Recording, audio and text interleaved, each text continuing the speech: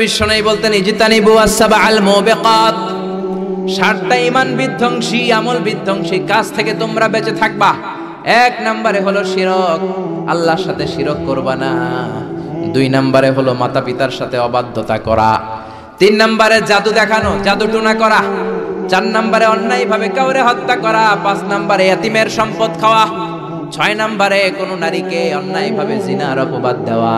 7 নম্বরে সুদ খাওয়া। কি খাওয়া? এই 7টা কাজ করলে আপনার ঈমানটাকে ধ্বংস করে দিবে কে? চিল্লায় বলেন কে? এজন্য দুনিয়াতে যারা সুদ খায় তাদের সম্পদে কোনো বরকত নাই, তাদের শুধু রোগ আর রোগ, টেনশন আর টেনশন, আছে না নাই? আবার বিশ্বনবী বললেন যারা সুদ খায় তাদের 3টা শাস্তি। কয়টা? আরো জোরে বলেন কয়টা? 1 নম্বরে কিয়ামতের দিন আল্লাযীনা ইয়াকুলুনার রিবা লা ইয়াকুমুনা ইল্লা কামা ইয়াকুমুল্লাযী ইয়াতাখাব্বাতুহু শাইতানু মিনাল মাস। সুদের 1 নাম্বার শাস্তি, কিয়ামতের দিন সুদখোর যখন কবর থেকে উঠবে, রব্বুল আলামিন তাকে জিনে ধরা রোগীর মতো, পাগলের মতো উঠায় দিবে। সুদখোর কবর থেকে উঠে ভূতে ধরা রোগীর মতো, জিনে ধরা রোগীর মতো, পাগলের মতো লাফাতে লাফাতে উঠবে। তারে দেখে কিয়ামতের ময়দানের সবাই বুঝবে লোকটা হলো সুদখোর। কি খোর? আরো জোরে বলেন। এটা হচ্ছে 1 নাম্বার শাস্তি। 2 নাম্বার শাস্তি বিশ্বনবী বললেন আমি স্বপ্নে দেখলাম কিছু লোকের পেট হচ্ছে বিশাল বড় ঘরের মতো, আর ওই পেটের ভেতরে দেখলাম ভয়ঙ্কর বিষাক্ত সাপ। জিব্রাইল রে বললাম ও জিব্রাইল মান হাউলা এরা কারা? বিশ্বনবী বললেন হাউলাই আকালাতুর রিবা, এরা হলো আপনার উম্মতের মধ্যে থেকে যারা সুদ খেয়েছে ওই সুদখোর লোকগুলা। পড়েন না আউযুবিল্লাহ। 3 নাম্বার শাস্তি বিশ্বনবী বলেন যে রাতে আমাকে মেরাজে নেওয়া হলো, রাআইতু লাইলাতা উসরিয়া বি, মেরাজের রাতে আমি দেখলাম রক্তের একটা নদী, ওই নদীর উপর কিছু লোক সাঁতার কাটে। কিসের নদী? দেখছেন কোনদিন রক্তের নদী? আমরা কোনদিন দেখেছি? রক্তের একটা নদীর ভেতরে কিছু লোক সাঁতার কাটে। সাঁতার কাটতে কাটতে বাঁচার জন্য যখন পারে আসতে চায়, তীরে আসতে চায়, কিছু ফেরেশতারা অনেক বড় বড় পাথরের খণ্ড নিয়ে বসা, তীরের দিকে আসতে চাইলে প্রচন্ড জোরে পাথর নিক্ষেপ করে তার চেহারার দিকে। পাথরের আঘাতে ওই লোকটার চেহারা ছিন্ন বিচ্ছিন্ন হয়ে যায়। লোকটা চিৎকার করতে করতে আবার রক্তের নদীর মাঝখানে চলে যায়। আবার তীরে আসতে চাইলে আবার পাথর আছে না নাই? জোরে বলেন। বিশ্বনবী বললেন মান হাউলা ইয়া জিবরিল, ও জিব্রাইল এরা কারা? বিশ্বনবী বললেন এরা হলো আপনার সুদখোর উম্মত। এরা কারা? এজন্য সুদ খাওয়া যাবে? জোরে বলেন সুদ খাওয়া যাবে? খবরদার সুদ খাওয়া যাবে না। সুদের বিপরীতে আমরা ব্যবসা করব। ব্যবসায় বরকত দিয়েছে কে? বিশ্বনবী বললেন রিজিককে আল্লাহ 10 ভাগ করেছেন, তার 1 ভাগ দিয়েছেন পৃথিবীর অন্যান্য পেশার ভেতরে, আর 9 ভাগ দিয়ে দিয়েছেন ব্যবসার ভেতরে। সুবহানাল্লাহ। রিজিকের 9 ভাগ থাকে ব্যবসার ভেতরে, এজন্য সুদ খাওয়া যাবে না। সুদের সাথে ইসলামের কোনো সম্পর্ক। আমরা ব্যবসা করব। আপনি মুশারাকা সিস্টেমে, মুদারাবা সিস্টেমে, আপনি মুরাবাহা সিস্টেমে ব্যবসা করেন, ওই ব্যবসায় বরকত দিবে কে? জোরে বলেন কে? সুদ হারাম এই কারণে, কারণ টাকার ভেতর থেকে টাকা আসে না। আপনি 1 লক্ষ টাকার একটা বান্ডিল আপনার আলমারির ভেতরে আজকে রাখলেন, 1 বছর পরে খোলার পরে এটা কি 1,10,000 টাকা হবে? 1,05,000, 1,02,000, 1,10,000 টাকা, 1,05,000 টাকা, 1,01,000 টাকা? 1 টাকাও পারবে না। কত থাকবে? 1 লাখই থাকবে। কারণ টাকার ভেতর থেকে টাকা আসে না। টাকার ভেতর থেকে টাকা আসে যখন ওই টাকার সাথে শ্রম যুক্ত হয়, যখন টাকার সাথে কষ্ট যুক্ত হয়, যখন টাকার সাথে মেধা যুক্ত হয়। ঠিক কি না? তো আপনি টাকা দিয়ে কেমন করে টাকার ভেতর থেকে টাকা নেন? এটা হারাম। হয়তো আপনাকে ব্যবসায় অংশগ্রহণ করতে হবে, লাভ লস 2টাতে অংশগ্রহণ করতে হবে, রিস্কও থাকবে। আপনি ব্যবসায় টাকা দিয়ে শুধু লাভ নিলেন, লস নিলেন না, এটাই সুদ। ঠিক কি না? আপনার লাভও নিতে হবে, লস নিতে হবে, ঝুঁকিও নিতে হবে। এইটার নাম হলো ব্যবসা। হয় আপনি ব্যবসা করবেন, তা না হলে আপনি কর্জে হাসানা দিবেন। কি দিবেন? কর্জে হাসানা দিলে ওই ব্যক্তির মর্যাদা বাড়িয়ে দেয় কে? চিল্লায় বলেন কে? 3 সিস্টেমে ব্যবসা করবেন। কয় সিস্টেমে? সবাই বলেন, আরো জোরে বলেন।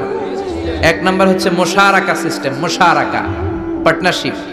আমি আপনি শেয়ার, 3-4 জন মিলে শেয়ার, আমার টাকা আপনার টাকা, আর 2 জনে মিলে ব্যবসা করব। আমার যদি ধরেন 4 লক্ষ টাকা হয়, আপনার যদি 6 লক্ষ টাকা হয়, তাহলে যেই লাভ হবে তার 60% নেবেন আপনি, 40% নেব আমি। লসও যদি হয় 60% আপনার উপর, 40% আমার উপর। এই ব্যবসাকে বৈধ করেছে কে? আরো জোরে বলেন না। 2 নম্বরে হচ্ছে আল মুদারাবা। মুদারাবাও বৈধ। মুদারাবা মানে হচ্ছে আপনার টাকা আমার শ্রম। আল্লাহ আমারে কোনো টাকা দেয় না, আমি মিসকিন, আমি ফকির, আমি দেব শ্রম, আপনি দিবেন টাকা। কত পার্সেন্ট লাভ হলে কে কতটা নিব এটা আমরা ভাগ করে নিব। কিন্তু লস হলে আমার কোনো লস নাই, কারণ আমার শ্রম আপনার টাকা, আমি যে খাটছি এটাই তো আমার লস, ঠিক কি না? কথা বলেন। আর টাকা যেহেতু আপনার, পুরো লস নেবেন আপনি। এই সিস্টেমও ব্যবসা যায়। 3 নাম্বার হচ্ছে আল মুরাবাহা। বুঝার চেষ্টা করেন, আমার ঘরে ফ্রিজ নাই, ফ্রিজের দাম 1 লক্ষ টাকা। কয় লাখ টাকা? আপনি আমারে বাজার থেকে 1 লক্ষ টাকা দিয়ে একটা ফ্রিজ কিনে আমার কাছে 1,20,000 টাকায় বিক্রি করবেন। এটা আমি কিস্তিতে দিব আপনারে, 6 মাসের কিস্তিতে দিব। আপনার লাভ হচ্ছে আপনি 1 লক্ষ টাকা দিয়ে কিনে 1,20,000 বিক্রি করছেন, 20,000 লাভ। আর আমার লাভ হচ্ছে আমার কাছে কোনো টাকা নাই, আমি ফ্রিজের মালিক হয়ে গেলাম, কিস্তিতে দিয়ে 6 মাস পরে আমি টাকাও পূর্ণ করে দিলাম। এটাকে বলে মুরাবাহা। শাহজালাল ইসলামী ব্যাংক, আল আরাফা ইসলামী bank, Bangladesh Islamic bank limited, এই 3টার সিস্টেমে আপনাদের সাথে বিজনেস করে। আল মুদারাবা, আল মুশারাকা, আল মুরাবাহা। যেই সিস্টেমে আপনি করেন না কেন এগুলোর কবুল করে নিবে কে? কিন্তু এগুলো না করে 100 টাকার বান্ডিল দিয়ে বললেন এই নাও 100 টাকার বান্ডিল, এখানে 10,000 টাকা আছে, সুদে লাগালাম, মাসে দিবা 1,000। কয় হাজার? আরো জোরে বলেন। এখন মাস শেষে 1,000 দিতে পারে না, ওইটার উপর আবার বাড়তে শুরু করলো। আল্লাহ বলে লা তাকুলু আর রিবা আদাআফা মুদাআফা। খবরদার, চক্রবৃদ্ধি হারে সুদ খেও না, মাহাজনী সুদ খেও না। কার কথা? আরো জোরে বলেন, কথাটা কার? মাহাজনী সুদ খাওয়া যাবে না, চক্রবৃদ্ধি হারে সুদ খাওয়া যাবে না। তাহলে ব্যাংকের সুদ খাওয়া তো যাবে না? ব্যাংকের সুদ খাওয়া যাবে না। ব্যাংকের সুদও হারাম, আর চক্রবৃদ্ধি হারে মাহাজনী সুদ, এটা অনেক ভয়ঙ্কর হারাম। গ্রামে গঞ্জে এরকম আছে না নাই? 10,000 টাকায় মাসে 1,000 টাকা সুদ। কথা কন, কথা কন, কথা কন। আছে। এখন দিতে পারে না, সুদ আবার বেড়ে যায়। এখন 2,000 হয়ে গেছে, এর পরের মাসেও দিতে পারে না, 3,000 হয়ে যায়। এরপরে কে আসলটা দেয়া লাগবে না, তুই সুদ চালা। কি চালা? সুদ চালাইতে চালাইতে বাড়ি নাই, ভিটা নাই, জমি নাই, টিউবওয়েল নাই, পরনের লুঙ্গিও নাই। আছে না নাই? এটার বলে মহাজনী সুদ, এটার বলে চক্রবৃদ্ধি হারে সুদ। এই সুদ খাওয়া যাবে না। এজন্য সুদ আপনি খেলে এই সুদের এই সম্পদের ভেতরে কোনো বরকত নাই, এটাকে ধ্বংস করে দিবে কে? চিল্লায় বলেন কে? এজন্য আপনি ব্যবসা করবেন। আল্লাহ বললেন হাল্লাল্লাহুল বাইআ ওয়া হারামার রিবা। আমি আল্লাহ ব্যবসাকে তোমাদের জন্য হালাল করলাম, সুদকে করলাম হারাম। এখন আমরা সুদ খাবো না ব্যবসা করব? জোরে বলেন, সুদ না ব্যবসা? ব্যবসার সিস্টেম হচ্ছে আপনাকে লাভ লস দুইটাতে অংশগ্রহণ করতে হবে। আপনি যদি বলেন না আমি শুধু লাভ নিব, লস নিব না, এটা ব্যবসা হবে? এটা সুদ হবে। এটা কি হবে? চিল্লায় বলেন কি হবে? এরপর ইসলাম বলে লা মাইসার, কোনো জুয়া চুরি থাকবে না। বিজনেসের মধ্যে জুয়া চুরি নাই, মানে লটারি নাই। কিন্তু বাংলাদেশে লটারি সিস্টেম আছে না নাই? 10 টাকায় 40 লক্ষ টাকা আছে না নাই? এটা সরাসরি জুয়া চুরি, এটার সাথে ইসলামের কোনো সম্পর্ক। এর কারণ হচ্ছে আমরা 10 টাকা দিয়ে লটারি কিনি, পাই এরকম একটা কাগজ, এই লটারির একটা নাম্বার থাকে এখানে, ঠিক কিনা? আর লেখা আছে 10 টাকায় প্রথম পুরস্কার 40 লক্ষ টাকা। লক্ষ লক্ষ মানুষ 10 টাকা দিয়ে এটা কিনে। কেনার পর যেদিন ড্র হবে, রাফেল ড্র, একজন পায় 40 লাখ, আরেকজন পায় 30 লাখ, আরেকজন পায় 20 লাখ, আরেকজন 10 লাখ, পঞ্চম পুরস্কার পায় 1 লাখ, আর লক্ষ লক্ষ মানুষ এই কাগজ পানিতে ভিজায় খায়। সিল্লাইকন ঠিক কিনা? এটার নাম হচ্ছে জুয়া চুরি, এটা জায়েজ নাই। কিন্তু এই লটারির কাগজের সাথে যদি আপনার একটা কলম দিয়ে দেয়, এটাকে জায়েজ করার সিস্টেম আছে। এই 10 টাকার লটারির, যখন আপনি লটারিটা কিনবেন, আপনাকে যদি একটা কলম দিয়ে দেয়, তাহলে কেমন যেন আপনি 10 টাকা দিয়ে একটা কলম কিনলেন। এটা ব্যবসা, এটা হচ্ছে ব্যবসার সুরা, এটা জায়েজ আছে না নাই? তার মানে লক্ষ লক্ষ মানুষ যখন লটারি কিনলো, সাথে পেল একটা কলম।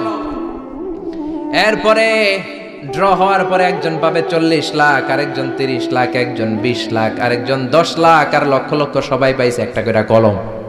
তার মানে আমরা সবাই কিছু না কিছু পাইছি। সিল্লাইকন ঠিক কিনা? এই সিস্টেমে যদি করেন তাহলে এটারে বৈধ করে দিবে কে? ইসলাম চায় না যে রাস্তার এক পাশে 5 তলা, আরেক পাশে থাকবে গাছতলা। চিল্লাইকন ঠিক কিনা? ইসলাম চায় কায়লা ইয়াকুনা দুলাতান বাইনাল আগনিয়া মিনকুম, সম্পদ যাতে ধনীদের হাতে কুক্ষিগত হয়ে না থাকে, সম্পদের তারল্য যাতে সবার হাতে পৌঁছে যায়। এজন্য ইসলাম সুদকে করেছে হারাম আর ব্যবসাকে করেছে হালাল। চিল্লায় পড়েন আল্লাহু আকবার।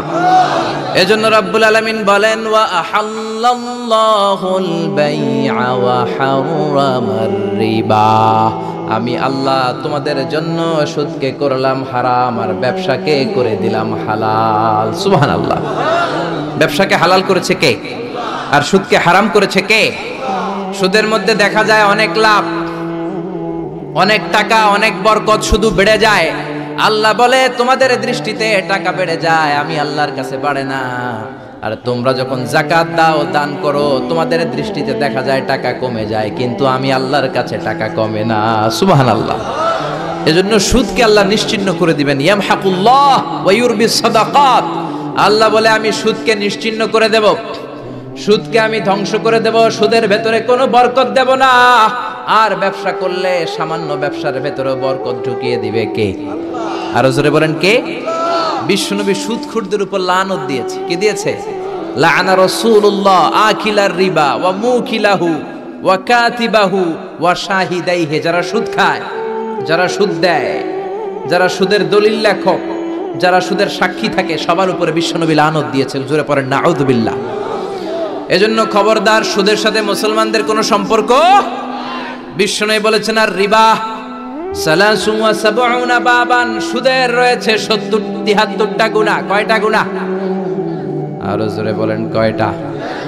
সুদের মধ্যে 73টা গুনাহ। আইসারুহা আইয়ান কাহার রাজুলু উম্মা, 73টা গুনার মধ্যে সবচাইতে ছোট্ট গুনাহ হলো নিজের মায়ের সাথে জিনা করা।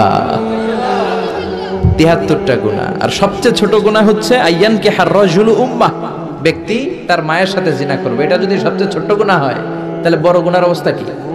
বড় গুনাহটা কি জানার দরকার আছে না নাই? আল্লাহ সেটাও বলে দিলেন ফাআযানু বিহারবিম মিনাল্লাহি ওয়া রাসূলিহি, সুদের সবচেয়ে ছোট গুনাহ মায়ের সাথে জিনা করা, আর সুদের সবচেয়ে বড় গুনাহ আল্লাহর সাথে যুদ্ধ করা। এজন্য সুদের সবচেয়ে ছোট গুনাহ মায়ের সাথে জিনা, সবচেয়ে বড় গুনাহ কার সাথে? যুদ্ধ।